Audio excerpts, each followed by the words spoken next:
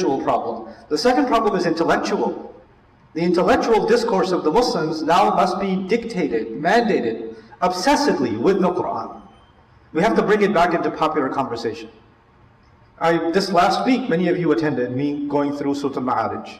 And for many of you that have been listening to the Durus al-Quran, good for you, this was just reinforcement. But for many of you, this is the first time you're actually taking the time to study a surah deeply. And as wonderful as that is, isn't that a tragedy? Isn't that a disaster? That the people that call themselves Muslim, the people of this Quran, they can be raised in a Muslim family saying La ilaha illallah Muhammadur Rasulullah sallallahu alayhi wa sallam, and they could be 18, 20, 25, 30, 35 years old, and this is the first time they took the time to think deeply about the Quran like this, or even have the opportunity. Whose fault is that? The kuffar? Did they do this? That's all us.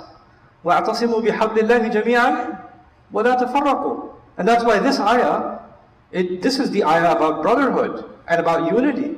You used to be enemies before this. فَأَلَّفَ بَيْنَ قُلُوبِكُمْ يعني أَلَّفَ بَيْنَ قُلُوبِكُمْ بِكِتَابِهِ بِحَبْلِهِ وَكُنْتُمْ عَلَى شَفَا حُفْرَةٍ مِنَ النَّارِ فَأَنْقَذَكُمْ مِنْهَا. After this comes, now that we're unified, now we know how to think. The Quran teaches you how to think, how to understand the world around you. This is Kitabun Mubin. This is Nur. Nur helps you see. Mubin is something that clarifies the world around you. Now you're able to engage in intelligent conversation with the outside hostile world. Now you're able to take their counter arguments against you, their propaganda, their hatred, and you can break it apart like Ibrahim alayhi salam broke apart the arguments of the idol worshippers. Now you're able to do that because now you're equipped. You're equipped with revelation. Ibrahim alayhi salam was equipped with revelation. Nuh alayhi salam was equipped with revelation. Now you're equipped with revelation. Now because you held on to the Quran like that, your personality, your thought process, your worldview has evolved. And now you're ready to make da'wah. Now you can have conversation. يَدْعُونَ إِلَى وَلْتَكُمْ مِنْكُمْ أُمَّةٌ يَدْعُونَ إِلَى الْخَيْرِ. I'm not giving you a full-on tafsir of these ayat, but there's a logical progression that I just wanted to highlight. And once you do that, this on just da'wah, I'm just going to mention one more thing because time's up. Just one more thing. Da'wah in the Quran, interestingly, is broken up into 3 target audiences. 3 target audiences. So society, the Quran, one way the Quran breaks up the society is it breaks it up into 3 audiences. One of those audiences is general average people. They just need to hear something good, some advice that hits their heart. They need maw'idha hasana. That's what they need. That's a huge population of society. So even as you're spreading the word of Allah, not everybody's debating with you. Actually, most people say, wow, that's really beautiful. Can I learn more about that? Can you tell me more about that? That's incredible. Where can I read more? Where can I find more? In fact, we're not even doing da'wah, and these kids are picking up, these non-Muslim kids are picking up a copy of the Quran and talking about it on TikTok. Because it's speaking to them. They get the maw'idha hasana from it. But that's our job. Our job is to introduce them to ud'u ila sabili rabbika bil maw'idhatil hasana. That maw'idha hasana is for the masses of people. I call them the neutral masses. Even if they're against you, they don't really know why they're against you, and when they come into contact with this message, they're like, I don't even know why I was against that. I actually agree with this. I find reason in it. The second group of people is the people that would love to keep the masses, the first group, they would love to control those masses using their propaganda. You can call them the hawks. And these hawks, they're very, very vocal. They're very aggressive. They're very insulting. Every society has hawks for their ideology. And those hawks, you need to understand them. You need to understand their arguments. And some of us have to be equipped to respond to their arguments with something better than their arguments.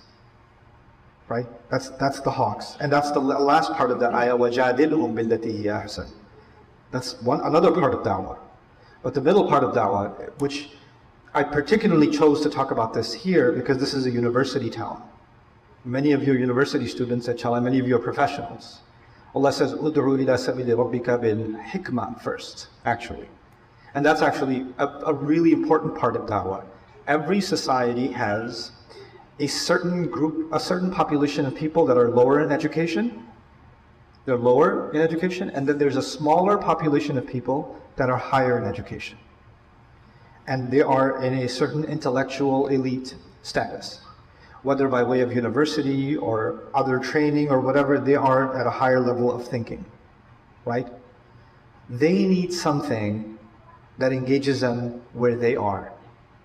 They need a conversation at their level. I need to be able to make da'wah to the sociology professor and the anthropology professor and my PhD mentor in the program of neuroscience. Those people, I need to be able to have a conversation with them too. They're not too smart for Islam, but Islam can be presented to them at the level of hikmah. That needs to be presented, and that's a different class of society. I mentioned three groups: the general public, al-maw'idha al-hasana, right? The hawks, al-jidal, wajadilhum billati hiya ahsan. And first and foremost, actually, the smartest people in society. The Quran actually began with al-hikmah. And you know what? This is the time, this is an opportunity.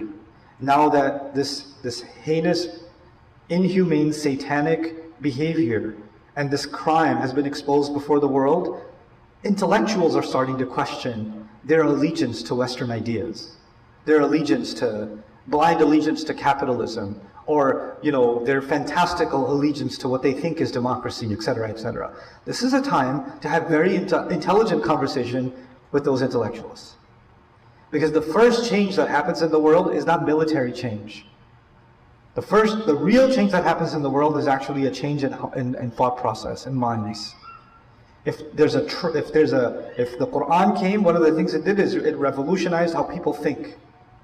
And once that happens, now you're in a position that when you do amr bil ma'ruf, the intellectuals can't stop you. The masses are in agreement with you.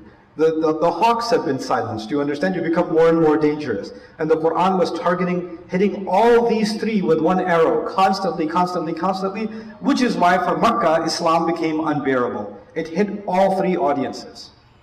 It became unbearable for them.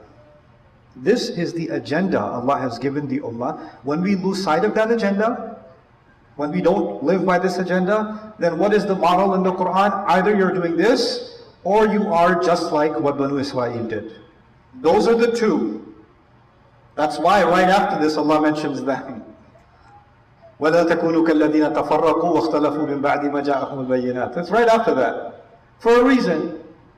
Because this is the model, this is the revolution brought about by Muhammad Rasulullah sallallahu alaihi wasallam of how to transform the world. Or you can do what the Israelites have done before you and suffer the consequences that they suffered.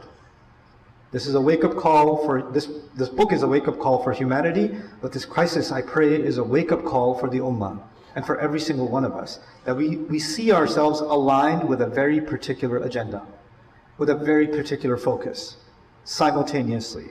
And if enough of us have that awakening, if enough of us have that consciousness, wallahi al-azim, we are far too many to think ourselves as weak, or far too many.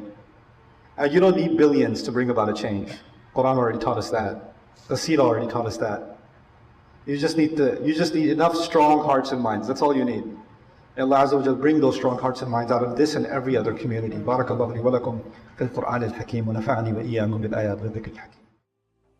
Assalamu alaikum everyone. There are almost 50,000 students around the world that are interested, on top of the students we have, in studying the Quran and its meanings and being able to learn that and share that with family and friends. And they need sponsorships, which is not very expensive. So if you can help sponsor students on Bayyinah TV, please do so and visit our sponsorship page. I appreciate it so much and pray that Allah gives our mission success and we're able to share the meanings of the Quran and the beauty of it the world over.